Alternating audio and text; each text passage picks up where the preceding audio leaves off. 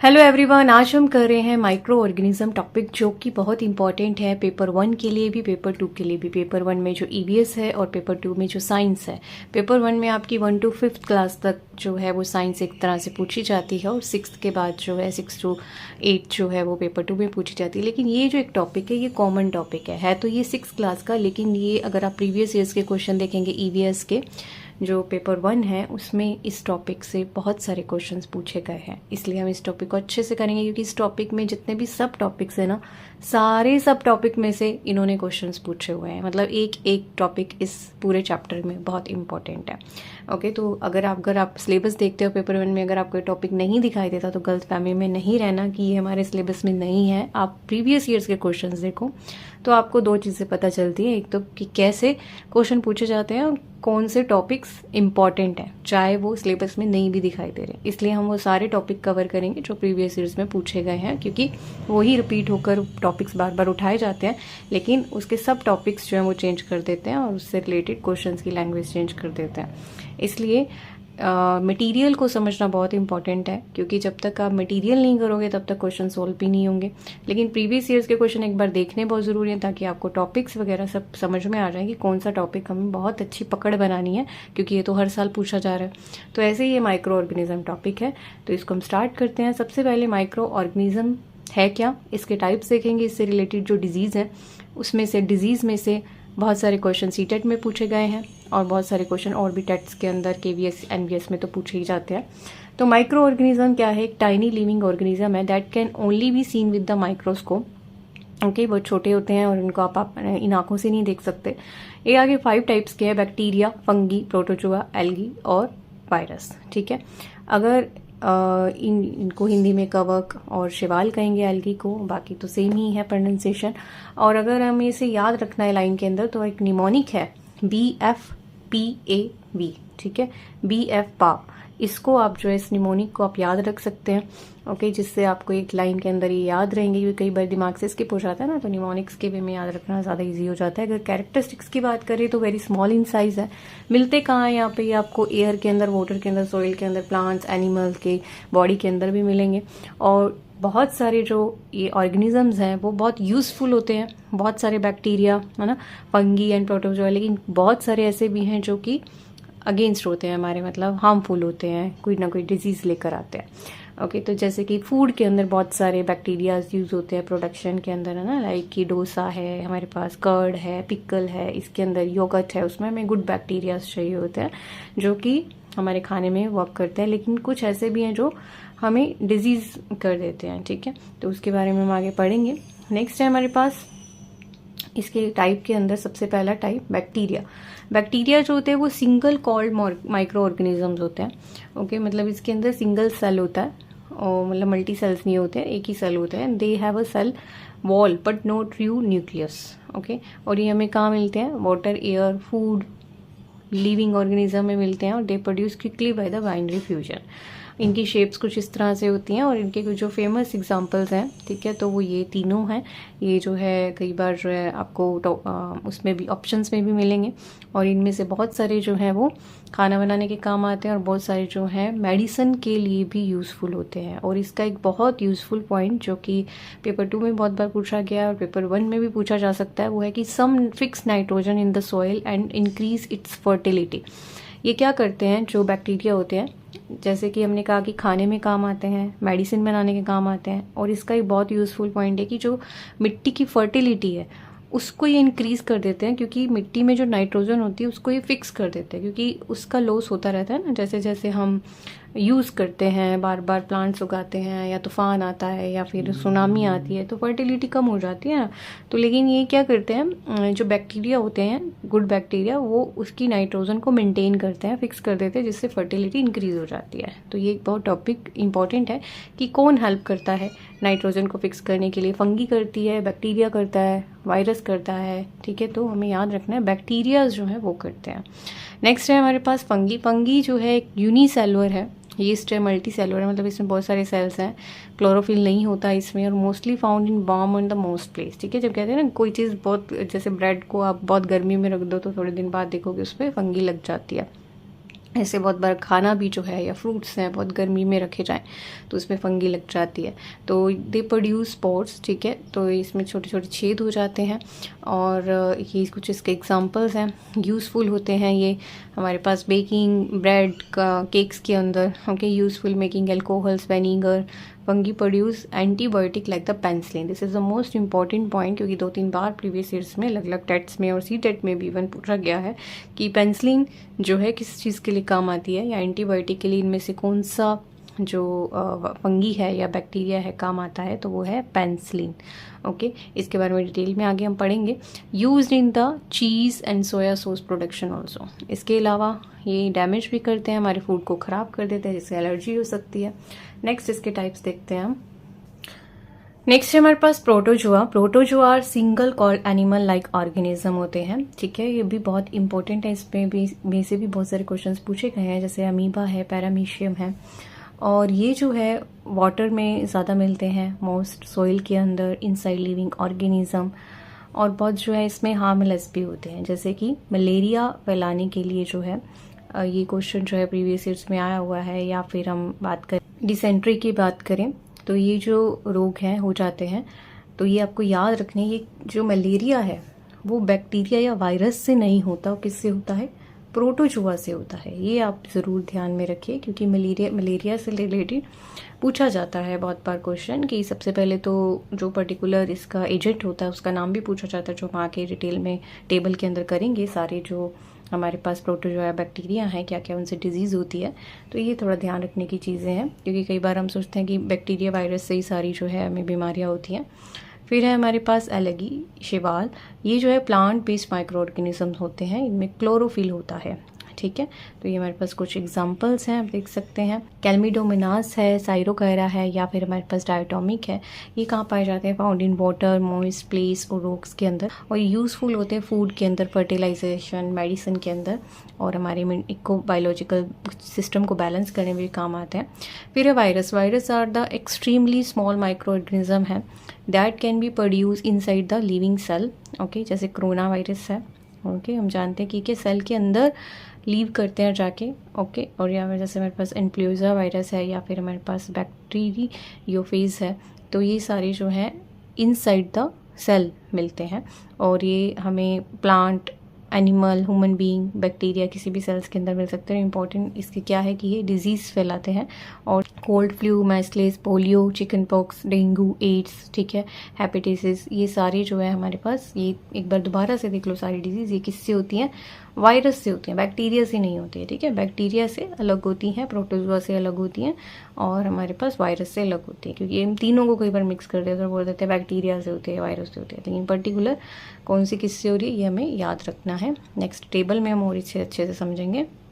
तो अब सबसे पहले हमारे पास बैक्टीरियल डिजीज़, फिर हम वायरस से रिलेट करेंगे, और प्रोटोजोआ डिजीज़ जो है, क्योंकि तीनों बहुत इंपॉर्टेंट है और तीनों जो है आपस में डिफरेंट है। तो बैक्टीरियल डिजीज़ में सबसे पहले टाइफाइड, ठीक है, जो कि होता है हमारे पास सैलमोनिया टाइफी से, ओके। ये भी कई बार पूछ लिया जाता है कि एजेंट का नाम क्या है, ओके। तो ये आपको याद रखना है, 1-2 बार आप टेबल देखेंगे आपको इजी से याद हो जाएगा। और ये कैसे होता है, जो दूषित पानी है हमारे पास, ठीक है, खाना है, ओके, उसकी वजह से होता है। और इसका सिम्टम क्या है, high fever, weakness, stomach pain और भूख चली जाती है, तो ये इसके जो है सिम्टम्स हैं। फिर है हमारे पास नेक्स्ट ट्यूबरक्लोसिस, ठीक है, और ये किसकी वजह से होता है, माइक्रोबैक्टीरियम ट्यूबरक्लोसिस से होता है, और इससे ये है एयर थ्रू कफिंग, और जो स्नीज करते हैं उससे जो खांसी से जो बूंदें निकलती हैं उसकी वजह से ट्रांसमिशन हो सकता है, और इससे जो है कफ होगा, फीवर होगा, वेट लूज होगा, तो ये इसके सिम्टम्स हैं। फिर है कोलरे, ये होता किस लिए है, ये वाइब्रो कोलरे से होता है। डायरिया और डिहाइड्रेशन जो है, डिहाइड्रेशन जो है इससे हम फील करते हैं। फिर नेक्स्ट हमारे पास टेटनेस, ये किस लिए होता है, ये होता है हमारे पास जब कोई कील चुभ जाती है, ठीक है, तो हमारे पास जो बैक्टीरिया एजेंट बनता है वो है कोलेस्ट्रेडियम, और ये भी जो है हमारे पास वाउंड को, अगर हम घाव को खुला छोड़ देते हैं, उसे ट्रीटमेंट नहीं करते हैं, तो मसल जो है स्टिफनेस आ जाती है, पेन होने लगता है, अकड़ जाती है, तो उसकी वजह से होता है। फिर हमारे पास डिफ्थेरिया, डिफ्थेरिया जो है, वैसे जो लास्ट के 2 ही कम पूछे जाते हैं, ऊपर के 3 जो है बहुत बार प्रीवियस ईयर्स में आए हैं, और हमारे पास जो डिप्थीरिया है वो कोलेबैक्टीरियम, ठीक है, डिप्थेरियन की वजह से होता है। और कफ या स्नीजिंग से जो ड्रॉपलेट्स निकलते हैं उससे ट्रांसमिशन होता है, और इससे क्या होता है, सोर हो जाते, थ्रोट जो है, फीवर और डिफ़िकल्टी होती है ब्रीदिंग के अंदर। ओके, तो 1-2 बार ये टेबल आप देखेंगे, आपको याद हो जाएगा। नेक्स्ट देखते हैं। नेक्स्ट है हमारे पास वायरस से क्या डिजीज़ होती हैं।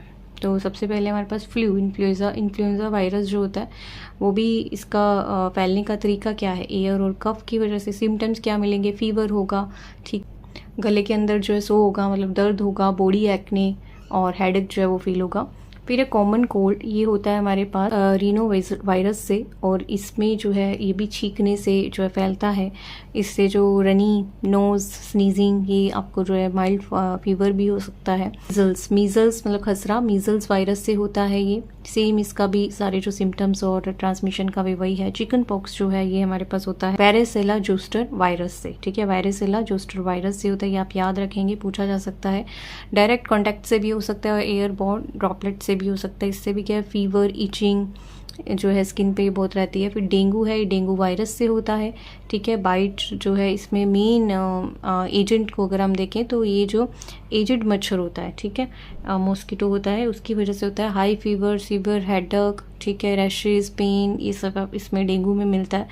फिर है पोलियो क्यों होता है, पोलियो वायरस से ही होता है, और ये भी जो है हमारे पास जो दूषित फूड है, ठीक है, कंटेमिनेटेड जो फूड है उसकी वजह से होता है। और फीवर, सोर थ्रोट, मसल्स में वीकनेस जो है फीस होते हैं, लकवा भी हो सकता है। नेक्स्ट है हमारे पास प्रोटोजोआ डिसीज, जिसमें फर्स्ट है हमारे पास अमीबोबाइसिस, जो कि हमारे पास होता है एंटोअमीबा हाइस्टोलाइटिक से, जिससे जो है हमारे पास सबसे पहले इंजेक्शन हो जाता है काइस्ट इन दी कंटेमिनेटेड जो फूड है, दूषित जो भोजन है, पानी है, उसमें मौजूद जो सिस्ट होता है, उसके कारण से जो है ये होता है। और इसे diarrhoea, stomach pain, blood in stool, ठीक है, नाइसिया हो जाता है, वीकनेस हो जाती है।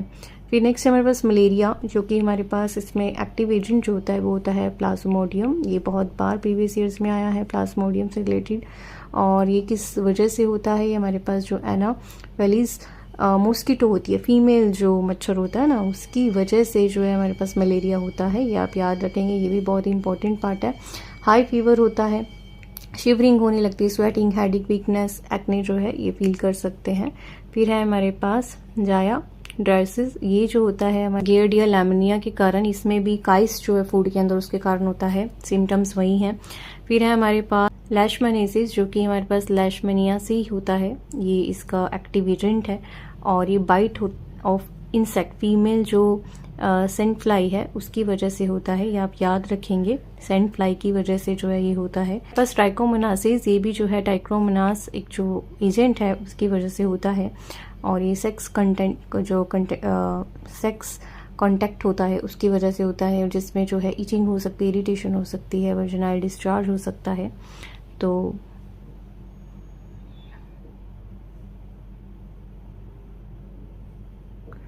ये कुछ डिजीज हैं जो प्रोटोजोआ से होती हैं।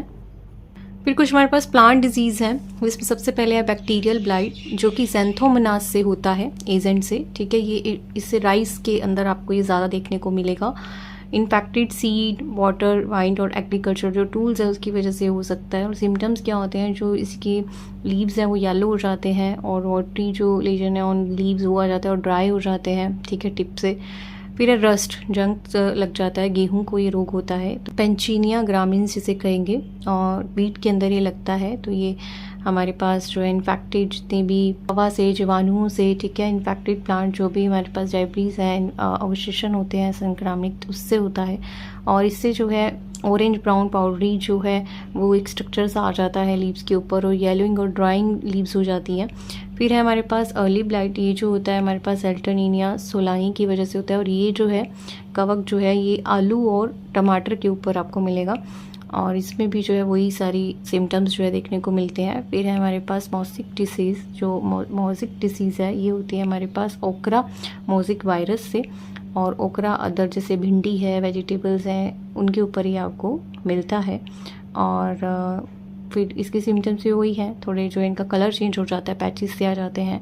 फिर हमारे पास सिट्रस कैंकर जो है ये भी हमारे पास जो है एक्सोथर्मिस सिट्री से होता है, और सिट्रिस फ्रूट जो जितने भी हैं हमारे पास जैसे नींबू, संतरा, मौसमी, उस पर ये देखने को मिलेगा।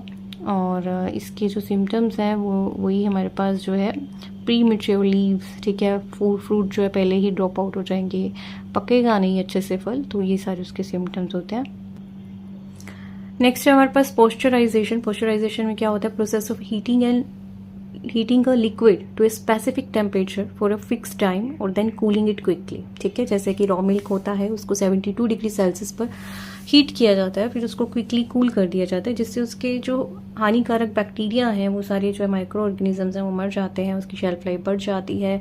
लेकिन इसमें जो इम्पोर्टेंट न्यूट्रिएंट्स हैं वो क्या है, या टेस्ट जो है वो चेंज नहीं होता, ठीक है। तो ये कॉमन प्रोसेस है। इसके बाद है हमारे पास फर्मेंटेशन, ये तो हम डेली जो है हमारी चीज़ों में देखते ही हैं। कर्ड जमाने के लिए हमें जो है लैक्टोबैसिलस का यूज़ करना पड़ता है। लैक्टोबैसिलस असीटोबैक्टर, लैक्टोबैसिलस जैसे कर्ड जमाने के लिए हमें लैक्टोबैसिलस का यूज़ करना होता है, जो माइक्रो ऑर्गेनिज्म है, और मिल्क के अंदर जो है हम इसको यूज़ करते हैं, और इससे जो है लैक्टिक एसिड जो है वो एंड प्रोडक्ट हमें मिलता है। ब्रेड के अंदर यीस्ट का यूज़ होता है, इडली सांभर के अंदर हमारे पास, इडली डोसा के अंदर हमारे पास सेम जो है लैक्टोबैसिलस का यूज़ होता है। राइस के अंदर, उड़द दाल के अंदर इसको यूज़ करते हैं। तो जितने भी हमारे पास अल्कोहलिक जो बेवरेजेस होते हैं उसके अंदर भी यीस्ट का यूज़ होता है, और हमें अल्कोहल मिलता है प्रोडक्ट में। विनीगर के अंदर हमारे पास एक्टोबैक्टर का यूज़ किया जाता है, इसके अंदर हमारे पास एसीटोबैक्टर जो है उसका यूज़ किया जाता है, और हमें जो है एसिटिक एसिड जो है ऐसे प्रोडक्ट एंड के अंदर मिलता है, और अल्कोहलिक जो सोल्यूशंस उसमें इसका यूज़ करते हैं, ठीक है। तो ये कुछ है हमारे पास इससे रिलेटेड, और इससे जो है फूड जो है प्रिजर्व भी किया जाता है, इम्प्रूव हो जाता है, टेस्ट जो है इंक्रीज़ हो जाते हैं इसके न्यूट्रिशंस जो है, और use in a many food और इंडस्ट्री प्रोडक्ट्स। नेक्स्ट देखते हैं। नेक्स्ट है हमारे पास डिस्कवरी ऑफ पेंसिलिन। तो जो हमारे पास अलेक्जेंडर फ्लेमिंग थे वो एक बैक्टीरिया के ऊपर काम कर रहे थे जिसका नाम था हमारे पास स्टेफिलोकोकस। तो वो जो काम कर रहे थे तो उन्होंने ये देखा, फंगी को देखा, तो इसमें उन्होंने देखा कि जो हमारे पास फंगी है उसके अराउंड कुछ बैक्टीरिया जन्म ले रहे हैं, और वो जो बैक्टीरिया हैं वो उसके अराउंड जो है कुछ बैक्टीरिया जो है वो मर रहे हैं, ठीक है। तो उन्होंने पाया कि जो फंगी होती है उसमें कुछ ऐसे सब्सटेंस जो है वो निकलते हैं, प्रोड्यूस होते हैं, जो कि बैक्टीरिया को मारते हैं। तो वहाँ से उन्होंने खोजा कि ये इसको जो है पेंसिलिन नाम दिया गया, जो भी सब्सटेंस उसके सराउंडिंग था और जो बैक्टीरिया को मार रहा था उसको पेंसिलिन नाम दिया गया। और इस तरह से अलेक्जेंडर ने जो है कुछ और खोज कर रहे थे, लेकिन उससे जो है उन्होंने इसका जो है पेंसिलिन का जो है आविष्कार कर दिया, डिस्कवर कर दिया उसको, जो कि बहुत काम आता है हमारे पास जो एंटीबायोटिक्स हैं, जो एंटीबायोटिक जो मेडिसिन होती हैं उसको बनाने में। लेटर जो हमारे पास हार्वर्ड बोल रही हैं उन्होंने जो है, और जो हमारे पास अर्नेस्ट चेन है उन्होंने प्योरीफाई किया और मेड किया एक यूजफुल मेडिसिन इसको।